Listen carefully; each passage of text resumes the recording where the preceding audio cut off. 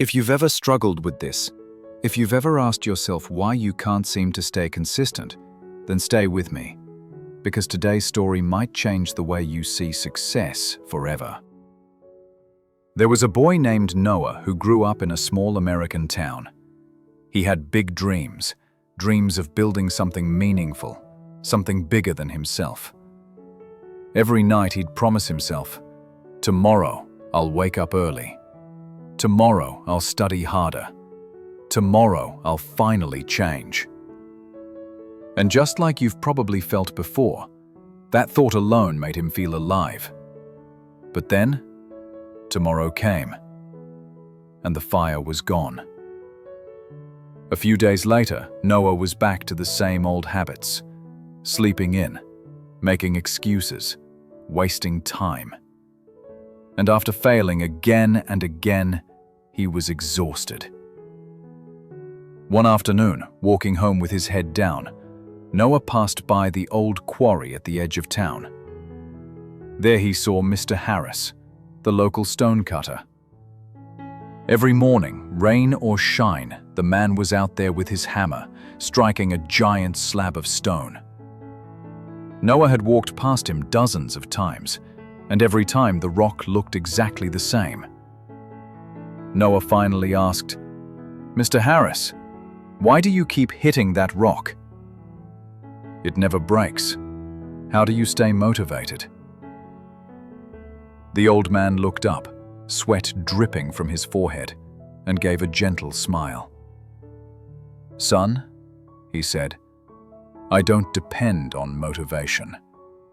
I depend on discipline." Noah blinked. "But isn't motivation the key to success?" Mr. Harris shook his head and said, "Come back tomorrow morning. I'll show you." The next day, just before sunrise, Noah returned. He watched as Mr. Harris raised his hammer and brought it down with a loud crack. And right then, the massive rock split clean in two. Noah's eyes went wide. So it was that last strike that did it. The old man shook his head. "No, son, it wasn't the last strike. It was the hundreds before it. Every single hit weakened that rock, even though you couldn't see the change." That's discipline. Noah stood frozen, taking it in. Mr. Harris leaned on his hammer and continued, "Motivation is like lightning. It flashes bright, but it disappears fast. Discipline, though. Discipline is like water dripping on stone. It doesn't look like much, but keep at it, and over time it carves through mountains." Then he pointed to a little oak sapling nearby. "See that tree? It doesn't grow tall overnight. For years it builds roots underground where nobody can see.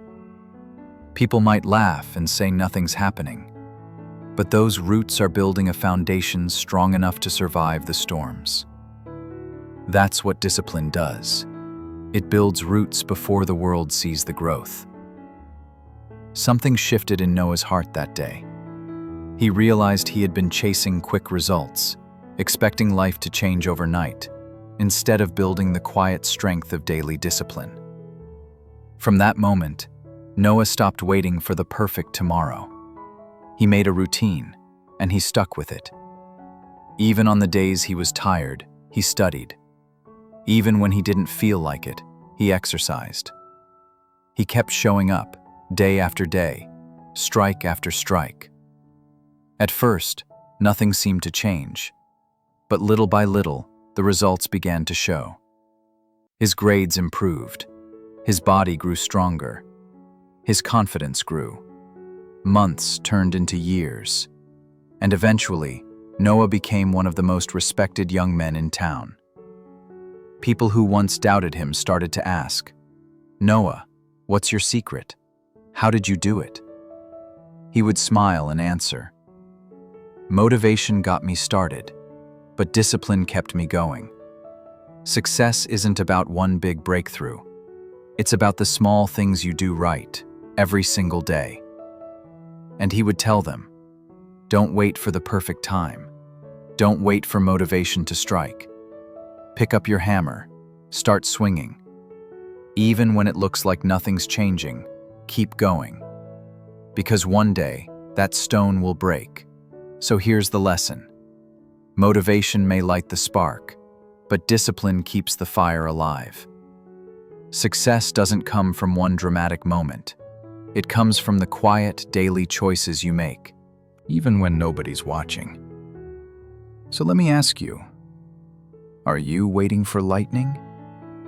Or are you ready to build your fire?